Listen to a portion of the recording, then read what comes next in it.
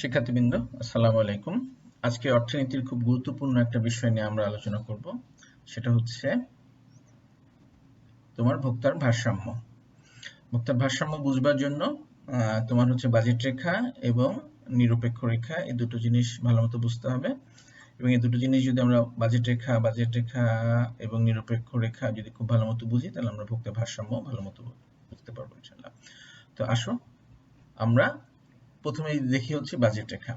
Budget রেখাকে budget line ইংরেজিতে, এবং কখনো বাজেট কনস্ট্রেন্টও বলা হয়, বাজেট সীমাবদ্ধতা। তো আমরা এটা দ্বারা বুঝবো হচ্ছে যে এই বাজেট রেখা এমন একটা বিষয় বোঝায়, সেখানে হচ্ছে যে ভোক্তার যদি কিংবা গ্রহীতা যেটাই বলি, তার যদি একটা নির্দিষ্ট পরিমাণ যদি অর্থ থাকে, আয় থাকে, এখানে আমরা এই যে 120 টাকা বুঝিয়েছি আমাদের এই উদাহরণে, আয়কে এম দ্বারা বুঝিয়েছি, এবং এই নির্দিষ্ট পরিমাণ আয়ের সাপেক্ষে এবং তোমার দ্রব্যেরও যদি দাম ফিক্স দেয়া থাকে, যেমন এক্স দ্রব্যের দাম হচ্ছে আমরা 10 টাকা ধরেছি প্রতি একক এক্স এর দাম পিএক্স, এবং প্রতি একক ওয়াই এর দাম আমরা 20 টাকা ধরেছি। তাহলে এই যে দুটো দ্রব্যের দামের সাপেক্ষে এবং আয়ের সাপেক্ষে একজন ভোক্তা সর্বোচ্চ কি পরিমাণ দ্রব্য ক্রয় করতে পারবে, কিংবা কোন কোন সংমিশ্রণে দ্রব্যগুলো ক্রয় করতে পারবে, সেটা যে রেখার মাধ্যমে দেখানো হয়, সেটাই হচ্ছে বাজেট রেখা। এই কথাগুলো এখানে বলা আছে। আচ্ছা, এখন আমরা এখানে দেখি যে তোমার যখন ওয়াই এর দাম 20 টাকা হয়, তখন যদি সে 6 একক ওয়াই কেনে, তাহলে 6 20 কত হবে? 6 20 হচ্ছে 120 টাকা। তাহলে 6 20 120 টাকা হলে পারে, কিন্তু তোমার এক্স আর কিছু ক্রয়ের মতো, এক্স ক্রয়ের মতো কোনো অর্থ থাকে না। কিন্তু সে যদি ওয়াই 5টা কেনে, তাহলে তার 5টা ওয়াই এর পেছনে ব্যয় হবে 100 টাকা, বাকি থাকবে 20 টাকা। সে 20 টাকা দিয়ে সে হচ্ছে দুটো এক্স দ্রব্য কিনতে পারবে, কারণ এক একটা এক্স এর দাম 10 টাকা। 10কে 2 দিয়ে গুণ করলে 20, আর হচ্ছে 5টা ওয়াই এর দাম হচ্ছে 100 টাকা।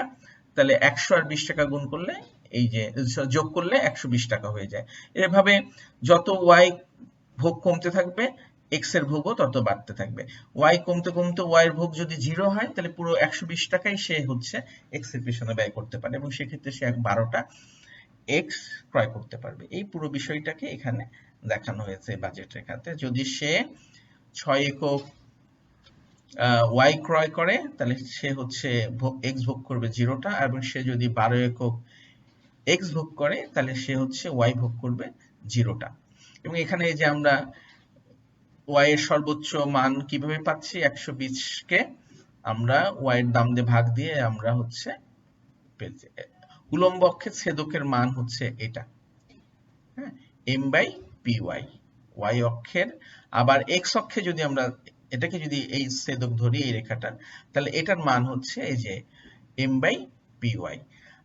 এই বাজেট রেখার বাইরের অংশটাই হচ্ছে একজন ভোক্তার কিংবা ক্রেতার ক্রয় ক্ষমতার বাইরে, এবং ভেতরে সে হচ্ছে যে কোনো সংমিশ্রণ সে ক্রয় করতে পারবে, এবং সেক্ষেত্রে তার হাতে কিছু টাকা উচ্ছিষ্ট থেকে যাবে আর কি। তো এবার আমরা পরের ইয়েতে যাই। পরের চিত্রে আমরা দেখতে পাচ্ছি সে একই বাজেট রেখা আছে, শুধু এই বাজেট রেখার ঢালটা আমরা কিভাবে পাই সেটা বুঝবার জন্য, এবং বাজেট রেখার ঢালটা কিন্তু তোমাদেরকে খুব ভালো মতো বুঝতে হবে। আমরা যদি ধরে নিই যে ও এ বি এটা একটা ত্রিভুজ, ত্রিভুজে হলে পারে ও এ এটা হচ্ছে এই ত্রিভুজের লম্ব, এবং ও বি হচ্ছে এটা এই ত্রিভুজের অতিভুজ, এবং হচ্ছে এ বি এটা হচ্ছে এই ত্রিভুজের সরি এ বি হচ্ছে এই ত্রিভুজের অতিভুজ, আর ও বি হচ্ছে এই ত্রিভুজের ভূমি, এবং হচ্ছে ও এ এটা হচ্ছে এই ত্রিভুজের লম্ব। তাইলে আমরা এই যে অতিভুজ, এই অতিভুজটার যে কোনো ত্রিভুজের অতিভুজের ঢাল কিভাবে পাওয়া যায়? ঢাল পাওয়া যায় হচ্ছে লম্বকে যদি আমি ভূমি দিয়ে ভাগ দিই, তাহলে পারেই আমি অতিভুজের ঢাল পেতে পারি। আর আমাদের এই অতিভুজটা হচ্ছে এখানে হচ্ছে আমাদের বাজেট রেখাতে। বাজেট রেখার ঢালটা কি? আমরা এই লম্বকে ভূমি দিয়ে ভাগ দেবো। লম্ব হচ্ছে ও এ, আর ভূমি হচ্ছে ও বি। তাইলে তোমার এই লম্ব, এই লম্ব, এইটুকু লম্ব, এই লম্বটুকুর মান কি? এই লম্বটুকুর মান হচ্ছে এম বাই পি ওয়াই। আর এই যে এই ভূমির মানটা কি? M by P X. এবার আমরা কি করব, নিচের এই হরটুকু দিয়ে এই উপরের এই লবটুকুকে আমরা ভাগ দিব। ভাগ দিলে এটা উল্টে যাবে, তাহলে পি এক্স উপরে চলে আসলো, এম নিচে চলে আসলো। এম এম কাটাকাটি হয়ে গেল, তাহলে কি থাকছে px বাই py। px এর মান আমরা কত জানি, আমরা px এর মান জানি হচ্ছে, আমরা হচ্ছে তোমার হচ্ছে, সরি এখানে একটু ভুল করেছি, px এর মান হচ্ছে 10 আর হচ্ছে py এর মান হবে হলো গিয়ে 20। তাহলে 10 কে যদি আমরা 20 দিয়ে ভাগ দিই তাহলে হবে 0.5। এখানে আমরা একটু ভুল করেছি, ভুল করে আমরা ইয়ে করে ফেলেছি, এই যে 6 আর এটা লিখে ফেলেছি, সেটা হবে না। এখানে হবে হচ্ছে px হচ্ছে আমাদের কত, px হচ্ছে 10 আর py হচ্ছে 20। তাহলে 10 কে 20 দিয়ে ভাগ দিলে 0.5 হবে। এখানে কিন্তু আমি ভুল লিখেছি, ঠিক আছে। তো আসো এই হলো গিয়ে আমাদের, তাহলে বাজেট রেখার ঢাল হচ্ছে px বাই py। একটা বিষয় একটু তোমাদেরকে বলি, আমি ছোটবেলায় খুব ভুল করতাম এই জিনিসটা, মানে আমার জন্য একটু কনফিউশন হতো, তোমাদের সেই কনফিউশনটা আমি দূর করে দিই। আমাদের এখানে উলম্ব অক্ষে কিংবা এই যে এই অক্ষে, এটা তো উলম্ব অক্ষ, এই অক্ষে কি ওয়াই দ্রব্য দেখিয়েছে, আর এটা হচ্ছে আনুভূমিক অক্ষে, অক্ষে কি দেখিয়েছে এক্স দ্রব্য। কিন্তু যখন দামের আলোকে আমি এই অতিভুজের কিংবা বাজেট রেখার ঢাল দেখাতে যাই, তখন কিন্তু উপরে চলে যাই হচ্ছে এক্স দ্রব্যের দাম, আর নিচে চলে আসে হচ্ছে, এই যে নিচে চলে আসে হচ্ছে হলো গিয়া ওয়াই দ্রব্যের দাম। তার মানে উলম্ব অক্ষে যে দ্রব্যটা থাকে সেই দ্রব্যের দাম নিচে আসে, আর আনুভূমিক অক্ষে যে দ্রব্য থাকে সেই দ্রব্যের দাম চলে যায় হচ্ছে উপরে। কিন্তু আমি যদি পরিমাণ দিয়ে বুঝাইতে চাই, পরিমাণ দিয়ে বুঝাইতে চাই, হ্যাঁ, এক্স ওয়াই দ্রব্যের পরিমাণ আর এক্স দ্রব্যের পরিমাণ, তাইলে কিন্তু এই যে উপরে যথারীতি ও এ হচ্ছে ওয়াই দ্রব্যের পরিমাণ, আর এই যে নিচে ও বি হচ্ছে এক্স দ্রব্যের পরিমাণ। যখন পরিমাণ দিয়ে বুঝাবো তখন যথারীতি উলম্ব অক্ষে যেটা থাকবে সেটা উপরে থাকবে, আনুভূমিক অক্ষে যেটা থাকবে, যে দ্রব্য থাকবে সেটা নিচে থাকবে। কিন্তু যখন এই দুইটা দ্রব্যের দাম দিয়ে এই বাজেট রেখার ঢাল বোঝাতে যাব, তখন উল্টাটা হয়ে যায়, আনুভূমিক অক্ষে যে দ্রব্যটা থাকে সেটার দাম চলে যায় উপরে, আর হচ্ছে উলম্ব অক্ষে যে দ্রব্য থাকে সেই দ্রব্যের দাম চলে আসে নিচে। ঠিক আছে, এখানে আবারও বলছে, এখানে কিন্তু ভুল করছে, এখানে 10 হবে উপরে, px সমান 10 আর py সমান 20। এবং এটা কিভাবে হয়, কেন এই আনুভূমিক অক্ষের দ্রব্যের দাম উপরে চলে যায় এবং উলম্ব অক্ষের দ্রব্যের দাম কেন নিচে চলে আসে, তার প্রমাণটাই যে এখানে দেয়া আছে, তোমরা দেখে নিবা। তোমাদেরকে আমি আরেকটা কথা বলি, পড়তে যে আমার এই ভিডিও শুনতে যে যদি তোমাদের কোথাও বুঝতে অসুবিধা হয়, তাহলে তোমরা ভিডিওটাকে পজ করে দেবে, পজ করে দিয়ে তোমরা হচ্ছে এই উদাহরণগুলো যেগুলো আছে সেই উদাহরণগুলো একটু বুঝবে, বোঝার চেষ্টা করবে আর কি। ঠিক আছে, পজ করে দেওয়াটা খুব বুদ্ধিমানের কাজ হবে। তো চলো এবার আমরা হচ্ছে নিরপেক্ষ রেখা সম্বন্ধে ধারণাতে যাই। তো নিরপেক্ষ রেখা, নিরপেক্ষ রেখায় চলো, নিরপেক্ষ রেখার ক্ষেত্রে বলি, এই যে এটা একটা নিরপেক্ষ রেখা, নিরপেক্ষ রেখার হচ্ছে দুটো দ্রব্য, আমাদের এখানে এই উলম্ব অক্ষে ওয়াই দ্রব্য দেখাচ্ছে এবং আনুভূমিক অক্ষে এক্স দ্রব্য দেখাচ্ছে। তাহলে আমি এক্স দ্রব্য এবং ওয়াই দ্রব্যের আমরা যে সংমিশ্রণই আমরা ভোগ করি না কেন, সেই প্রতিটা সংমিশ্রণ থেকে একই রকম উপযোগ পাবো। যেমন আমরা যদি এ সংমিশ্রণে থাকি, তাহলে এ সংমিশ্রণ কি দেখাচ্ছে, 6 একক ওয়াই এবং 2 একক এক্স। আবার যদি বি সংমিশ্রণে থাকি তাহলে কি হবে, তোমার হচ্ছে ওয়াই 6 একক থেকে কমে 3 এককে আসলো এবং হচ্ছে এক্স বেড়ে 2 একক থেকে বেড়ে 4 একক হলো আর কি। কিন্তু আমি এ এবং বি তে দ্রব্যের সংমিশ্রণ হলো, এক্স এবং ওয়াই এর সংমিশ্রণে পার্থক্য হলো, কিন্তু এতেও আমি যে উপযোগ পাবো বিতেও আমি সে একই উপযোগ পাবো। একইভাবে বি থেকে যদি সিতে আসি, আমার এক্স এর পরিমাণ বেড়ে গেল এবং ওয়াই এর পরিমাণ কমে গেল, কিন্তু এ বি সি তে আমি একই উপযোগ পাবো, একইভাবে ডি তে, ই তে, এফ তে। তাহলে এই যে আমার এক্স এবং ওয়াই দ্রব্যের বিভিন্ন সংমিশ্রণ দেখাচ্ছে এই 6টা বিন্দু, কিন্তু একই উপযোগ প্রদর্শন করছে। এই 6টা বিন্দু যোগ করে যে রেখাটা পাওয়া গেল সেটাই হচ্ছে নিরপেক্ষ রেখা। নিরপেক্ষ রেখার সংজ্ঞাটা আবার এখানে একটু বলা আছে, দেখো, অর্থনীতিতে নিরপেক্ষ রেখা দুটি পণ্যের বিভিন্ন পরিমাণের সংমিশ্রণের প্রতিনিধিত্ব করে, যেখানে ভোক্তা সকল বিন্দুতেই সমান উপযোগ লাভ করে, মানে A B C D E F. আচ্ছা, এখানে একটা কথা বলি, এ থেকে বি তে আসার ফলে কি ঘটছে, এক্স এর উপযোগ, এক্স এর ভোগ বাড়ছে এবং হচ্ছে তোমার এক্স এর ভোগ বাড়ছে, কিন্তু ওয়াই এর ভোগ কমছে, ওয়াই এর ভোগ কমছে। কেন কমছে? ওয়াই এর ভোগ কমতে হচ্ছে কেন? কারণ এক্স ভোগ বেশি করার ফলে আমি বেশি তৃপ্তি পাচ্ছি, ফলে আমার যে যতটুকু অতিরিক্ত এক্স বেশি ভোগ করার কারণে যে অতিরিক্ত যতটুকু তৃপ্তি বেশি হলো সেটুকু তো কমে যেতে হবে। সুতরাং এই যে আমাকে ওয়াই এর পরিমাণটাকে ওইটুকু কমিয়ে দিতে হলো, ফলে আমার ওই পরিমাণ তৃপ্তি কমে গেল। তাহলে এক্স থেকে যেটা বাড়ছে এবং ওয়াই থেকে যেটা কমছে এই দুটো সমান হয়। এ থেকে বিতে আসলে পারে এক্স দ্রব্য বাড়ার ফলে আমার এক্স এর এক্স এক্স এর ভোগ বেড়েছে, ফলে আমার এক্স এর তৃপ্তি বেড়েছে, কিন্তু তোমার হচ্ছে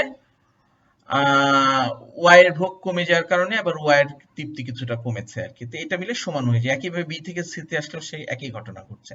কিন্তু খুব ইম্পর্টেন্ট একটা বিষয় হচ্ছে প্রান্তিক পরিবর্তনের হার, মার্জিনাল রেট অফ সাবস্টিটিউট হচ্ছে যে এক্স এর পরিবর্তে ওয়াই আমি কতটুকু হচ্ছে তোমার এক্স এর পরিবর্তে কতটুকু ওয়াই আমি কমাচ্ছি আর কি। তাইলে প্রথমবার দেখো এ থেকে বি তে আসার সময় আমি 2 একক এক্স বৃদ্ধির জন্য আমি প্রায় 3 একক তোমার হচ্ছে ওয়াই কমিয়েছি, যে এখানে দেখানো হয়েছে। যখন এ থেকে বি তে আসলাম 2 একক এক্স বৃদ্ধির জন্য আমি 3 একক ওয়াই কমিয়েছি, যে সামনে মাইনাস চিহ্ন দিয়েছি।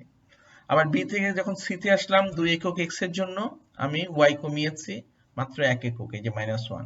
আবার সি থেকে যখন ডি তে আসলাম আমি 2 একক এক্স এর জন্য ওয়াই কমিয়েছি অর্ধেক, -হাফ, 0.5।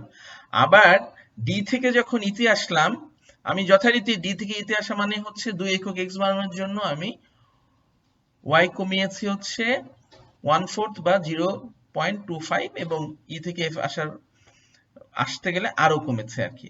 এখন যখন আমি এই যে এক্স দিয়ে যখন ডেল এক্স দিয়ে যখন ডেল ওয়াই কে ভাগ করব, সেটাই হচ্ছে তোমার প্রান্তিক পরিবর্তনের হার। আর যখন ডেল ওয়াই কে ডেল এক্স দিয়ে ভাগ দিব তখন সেটা হচ্ছে 1 এককের জন্য দেখানো হয়। 1 এককের, যেমন এখানে কিন্তু ডেল এক্স হচ্ছে 2 এককের জন্য হচ্ছে আমি 3 একক ওয়াই পরিবর্তন করেছি, কিন্তু মার্জিনাল রেট অফ সাবস্টিটিউট হচ্ছে দাঁড়াচ্ছে যখন ডেল ওয়াই কে ডেল এক্স দিয়ে ভাগ করছি তখন কি হচ্ছে দেখো 3 কে, এই যে 3 কে আমি এখানে অবশ্য -3 নিইনি, আমরা অ্যাবসলিউট মানটা দেখাবো। 3 কে যখন এই যে ডেল এক্স হচ্ছে 2 ভাগ দিলাম 1.5, এর মানেটা কি? এর মানে হচ্ছে 1 একক এক্স এর জন্য আমি 1.5 একক ওয়াই স্যাক্রিফাইস করতে রাজি আছি, ঠিক আছে। একইভাবে যখন বি থেকে সিতে আসলাম তখন হচ্ছে কি হচ্ছে 1 একক এক্স এর জন্য আমি অর্ধেক 0.5 ওয়াই স্যাক্রিফাইস করতে রাজি আছি। তাহলে এ থেকে বি তে আসার সময় কিন্তু দেখো আমি 1 একক এক্স এর জন্য 1.5টা ওয়াই ছাড়তে রাজি, স্যাক্রিফাইস করতে রাজি হয়েছে, কিন্তু বি থেকে সি তে আসার সময় কিন্তু 1.5টা না, তার মাত্র অর্ধেকটা ওয়াই স্যাক্রিফাইস করতে রাজি হচ্ছে। আবার সি থেকে যখন ডি তে আসছি তখন মাত্র 1/4 ওয়াই স্যাক্রিফাইস করতে রাজি হচ্ছি। আবার যখন ডি থেকে ই তে আসছি আরো কমে গেছে, 8 ভাগের 1 ভাগ, 0.125 মানে হচ্ছে 8 ভাগের 1 ভাগ ওয়াই আমি স্যাক্রিফাইস করতে রাজি হচ্ছি। আবার ই থেকে এফ এ যখন আসতেছি তখন আরো কমে যাচ্ছে। তার মানে হচ্ছে আমি যত এক্স ভোগ করছি তত এক্স এর কি হচ্ছে, বেশি ভোগ করলে প্রান্তিক উপযোগ কমে যায়। এক্স যত ভোগ বেশি করছে তো এক্স এর প্রান্তিক উপযোগ কমে যাচ্ছে, ফলে এক্স এর প্রান্তিক উপযোগ কমে যাওয়ার কারণে আমি তার জন্য কম পরিমাণ ওয়াই আমি স্যাক্রিফাইস করতে রাজি হচ্ছি। সুতরাং যত আমি বাঁ দিক থেকে ডানে যাব আমার তোমার হচ্ছে এমআরএস তত কমতে থাকবে। তার মানে Mrs marginal rate of substitute কমতে থাকবে, মানে হচ্ছে 1 একক এক্স এর জন্য আমি তত কম পরিমাণ ওয়াই স্যাক্রিফাইস করতে রাজি হব, হ্যাঁ, বিসর্জন দিতে রাজি হব। কেন কম ওয়াই বিসর্জন দিতে রাজি হচ্ছি? কারণ আমি যত এক্স ভোগ করছি আমার এক্স এর প্রান্তিক উপযোগ তত কমছে। সুতরাং আমার প্রান্তিক উপযোগ যেহেতু কমছে, সুতরাং হচ্ছে যে তোমার আমার এটার জন্য কম পরিমাণ ওয়াইও হচ্ছে আমি স্যাক্রিফাইস করব। তো এই হচ্ছে আমাদের প্রান্তিক পরিবর্তনের হার। তোমরা যদি আবারও বলছি, যদি বুঝতে অসুবিধা হয় ভিডিওটাকে এখানে পজ করে দিবা, পজ করে দিয়ে এই উদাহরণটা ভালো মতো দেখবা। তো চলো আমরা হচ্ছে এই বিষয়টাকে এখানে পরিবর্তনটাকে কিন্তু আমরা বড় করে দেখিয়েছি। ওয়াই এর পরিবর্তন হচ্ছে 2, এক্স এর পরিবর্তন হচ্ছে 2, ওয়াই এর পরিবর্তন হচ্ছে 3, এ থেকে বি তে আসছি অনেকখানি আসছি। কিন্তু যদি সূক্ষ্ম পরিবর্তন হয় তাহলে কেমন হয় দেখি। সূক্ষ্ম পরিবর্তন হচ্ছে এ বিন্দুতে এমআরএস কত যদি আমি মাপতে চাই, অথবা সি বিন্দুতে এমআরএস কত আমি মাপতে চাই, অথবা ই বিন্দুতে এমআরএস কত আমি মাপতে চাই, তাহলে সেক্ষেত্রে মাপার সবচেয়ে সহজ বুদ্ধি হচ্ছে যে বিন্দুতে আমি এমআরএস মাপতে চাই সেই বিন্দুতে আমি একটি স্পর্শক আঁকবো, ঠিক আছে। স্পর্শক আঁকলেই দেখা যাচ্ছে স্পষ্ট যে এই স্পর্শকের চেয়ে স্পর্শকের ঢাল কি তোমার হচ্ছে কম। আবার এই স্পর্শক থেকে স্পর্শকের ঢাল কম, তার মানে স্পর্শকের ঢাল কম মানেই হচ্ছে এমআরএস ক্রমান্বয়ে কমে যাচ্ছে। এখন আমি যদি গাণিতিকভাবে, এটা তো জ্যামিতিকভাবে দেখালাম যে স্পর্শকের ঢাল, এ বিন্দুর একটি স্পর্শক আঁকতে হবে, আবার সি বিন্দুতে একটি স্পর্শক আঁকতে হবে, আবার এই বিন্দুর যদি এমআরএস জানতে স্পর্শকের ঢালই হচ্ছে, আমরা খালি চোখে দেখতে পাচ্ছি যে ঢালটা কমছে। কিন্তু আমরা যদি গাণিতিকভাবে বের করতে চাই ঢালটা কত, তাহলে কিভাবে বের করব? কিছুই না, এই রেখাটা যেটি স্পর্শক হলাম এটাকে অতিভুজ ধরে নিয়ে এখান থেকে আমি হচ্ছে একটা লম্ব আঁকবো, আবার এইখান থেকে হচ্ছে আমি একটা ভূমি করব। ভূমি করলে পরে আমরা একটা ত্রিভুজ পেয়ে যাব, এই অতিভুজের সাথে আমরা একটা ত্রিভুজ পেয়ে যাব। এই ত্রিভুজের ক্ষেত্রে কি ঘটবে, এই লম্বটাকে যদি আমি ভূমিতে ভাগ দিই তাহলে পরে এই অতিভুজের ঢাল পাবো। একইভাবে এই অতিভুজের ক্ষেত্রেও আমি যদি এখানে একটা লম্ব আর এই পরিমাণ যদি আমি একটা ভূমি আঁকি তাহলে পরে আমি এখানে তোমার এই অতিভুজটার ঢাল পাবো। যে ঢালগুলো ক্রমান্বয়ে কমতে থাকবে সেটা আমরা খালি চোখেই দেখতে পাচ্ছি যে এটা অনেক বেশি খাড়া, তার চেয়ে এটা আরেকটু কম খাড়া, তার চেয়ে এটা আরেকটু কম খাড়া। তাহলে এই যে ধীরে ধীরে তোমার হচ্ছে অতিভুজের স্পর্শকের ঢাল কমছে মানে এমআরএস কমছে। তোমাদের আর একটা কথা একটু বলে নিই, এই যে এমআরএস তো আমরা এখানে কি বলছি, del Y by del X, তার মানে y এর সূক্ষ্ম পরিবর্তন আর ডিভাইডেড বাই x এর সূক্ষ্ম পরিবর্তন। এটা সমান সমান কিন্তু এইটা প্রমাণ করা যায় যে মার্জিনাল ইউটিলিটি অফ x এবং মার্জিনাল ইউটিলিটি অফ y। আমি গত রাতে বলেছিলাম যত এদিকে আসছে x এর প্রান্তিক উপযোগ তত কমে যাচ্ছে, সুতরাং x এর প্রান্তিক উপযোগ যেহেতু কমছে, সুতরাং আমি কম প্রান্তিক x থেকে যেহেতু আমি উপযোগ কম পাচ্ছি, সুতরাং আমি y ও কম স্যাক্রিফাইস করতে চাচ্ছি আর কি। ঠিক আছে, তো আসো আমরা এরপরে ভারসাম্য দেখবো। এই যে আমরা এর আগে যে বাজেট রেখা দেখেছি আর এখানে হচ্ছে আমরা নিরপেক্ষ রেখা পেলাম, এই দুটো সমন্বয়ে কিভাবে ভারসাম্য অর্জিত হয় একজন ভোক্তার, আমরা এখন সেটা দেখবো। চলো তাহলে চলো, এই যে আমরা এখানে ভোক্তার ভারসাম্য দেখছি। আমরা যে বাজেট রেখাটা এর পূর্বে আমরা দেখিয়েছি একেবারে সেম সেই একই বাজেট রেখা, এবং এখানে তিনটা আমরা হচ্ছে নিরপেক্ষ রেখা দেখিয়েছি, IC1, IC2, IC3। আমরা জানি নিরপেক্ষ রেখা সবচেয়ে উপরের নিরপেক্ষ রেখাতে সবচেয়ে বেশি উপযোগ পাওয়া যায়। সবচেয়ে আমরা IC1 এর যে কোনো বিন্দুতে IC2 এর যে কোনো বিন্দু থেকে বেশি উপযোগ পাবো। একইভাবে আবার IC2 যে কোনো বিন্দুতে IC3 থেকে বেশি উপযোগ লাভ করবো। সুতরাং আমরা সবসময় চাবো যে সবচেয়ে উপরের উপযোগ রেখা নিরপেক্ষ রেখাতে যাওয়ার জন্য। এখন কথা হচ্ছে আমরা কি চাইলেই IC1 এ যেতে পারবো? কারণ IC1 কিন্তু আমাদের বাজেট রেখার বাইরে অবস্থিত, সুতরাং আমরা চাইলে IC1 এ আমরা ভোগ করতে পারবো না। আমরা IC3 তে ভোগ করতে পারবো, হ্যাঁ আমরা IC3 তে এই বিন্দুতে ভোগ করতে পারবো, IC3 এই বিন্দুতে আমরা ভোগ করতে পারবো। কিন্তু আমরা জানি যে আমরা যদি IC3 এর যে কোনো বিন্দুতে ভোগ করি, এর চেয়ে কিন্তু আমরা যদি IC2 তে যাই তাহলে পরে কি হবে, আমরা বেশি উপযোগ পাবো, এবং IC2 তে আমাদের পক্ষে যাওয়া সম্ভব, কারণ IC2 এই বাজেট রেখাকে এই বিন্দুতে স্পর্শ করেছে। তাহলে এর চেয়ে কোনো উপরের বাজেট নিরপেক্ষ রেখাতে আমাদের পক্ষে যাওয়া সম্ভব হচ্ছে না।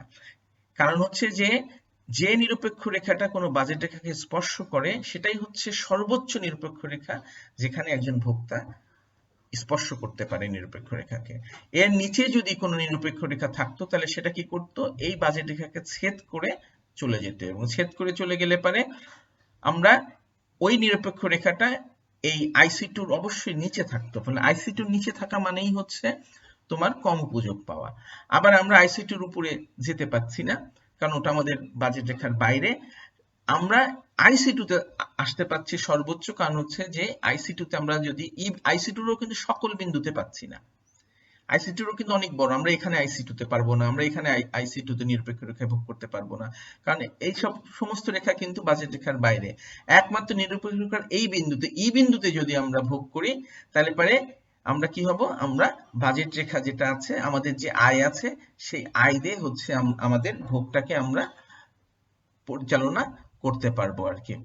তো কিভাবে দেখো, যদি এই বিন্দুতে থাকি তাহলে আমি 6 একক x দ্রব্য ভোগ করব, 6 একক x এর দাম কত, 60 টাকা, এবং 3 একক y দ্রব্য ভোগ করতে পারবো। 3 একক y এর দাম কত, 3 20 60 টাকা, 60 120 টাকা। আমাদের কিন্তু সর্বোচ্চ আয় হচ্ছে আমাদের আয় ছিল হচ্ছে, ইনকাম ছিল হচ্ছে 120 টাকা।